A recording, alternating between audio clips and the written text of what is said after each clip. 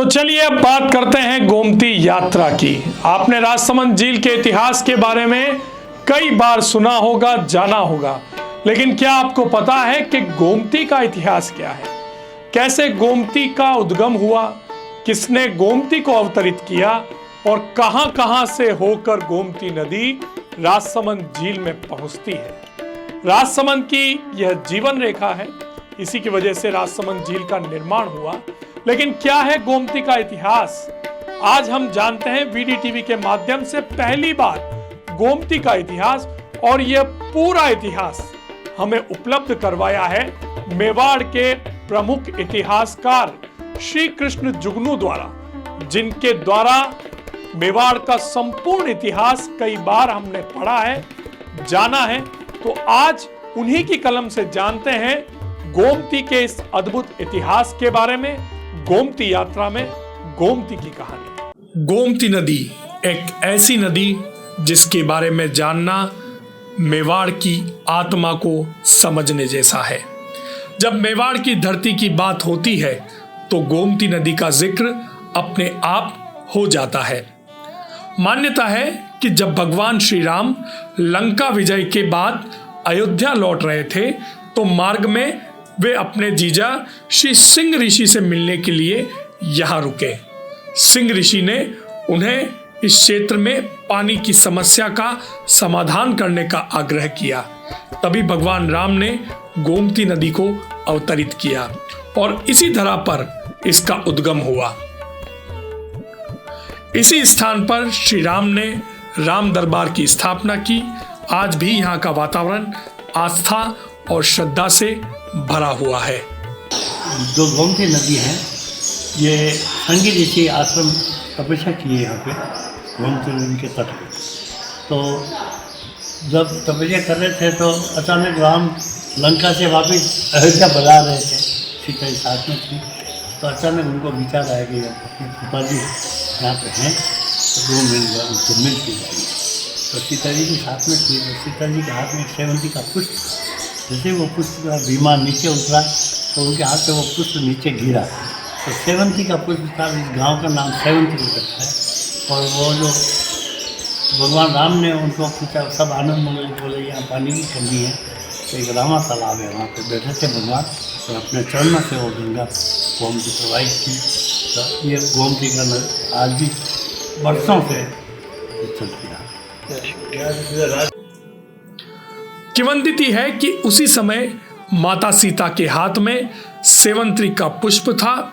उनके हाथ से वह फूल नीचे गिरा और वहीं बसने वाले गांव का नाम पड़ा सेवंती।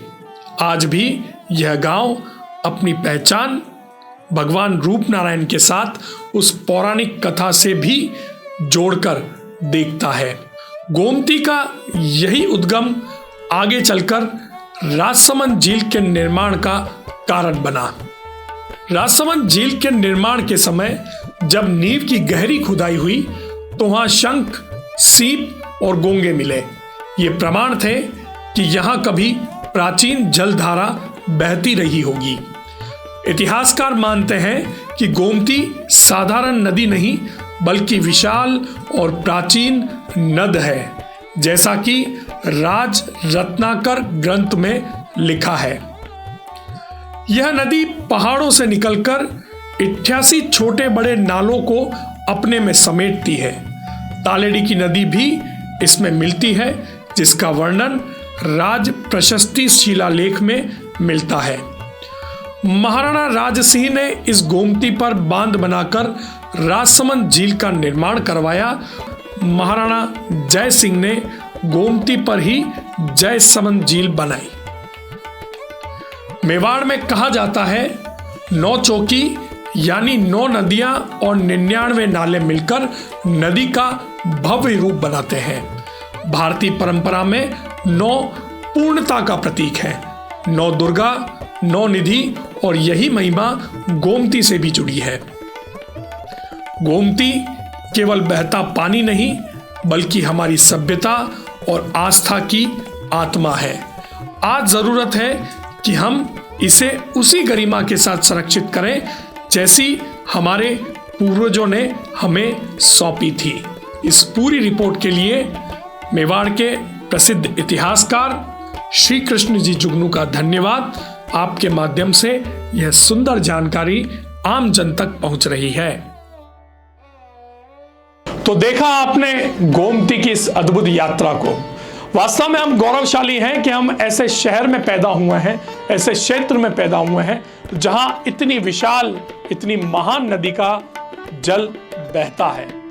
भगवान राम के द्वारा जिस नदी का अवतरण किया गया हो, सीता माता की जिस नदी पर कृपा हो, और जो राजसमंद में प्रभु द्वारकाधीश के चरणों में अपना माथा टेकने के लिए आती हो, उस नदी के जल को अमृत समान हम सभी को मानना चाहिए। गोमती सिर्फ एक नदी नहीं है, वो हमारी आस्था है, वो हमारी श्रद्धा है, वो हमारी माँ है, क्योंकि उसी की बदौलत आज यह राजसमंद झील का जो जल छलक रहा है, राजसमंद झील के जल के छलकने के साथ राजसमंद वासियों की खुशियां जो उमड़ रही है, हिलोरे ले रही है, ये सब गोमती के उस जल का प्रताप है, जिसका अवतरण, जिसको जीवन भगवान राम ने दिया है। वीडीटीवी प्रयास करता रहेगा ऐसी खबरें, ऐसी रोचक जानकारी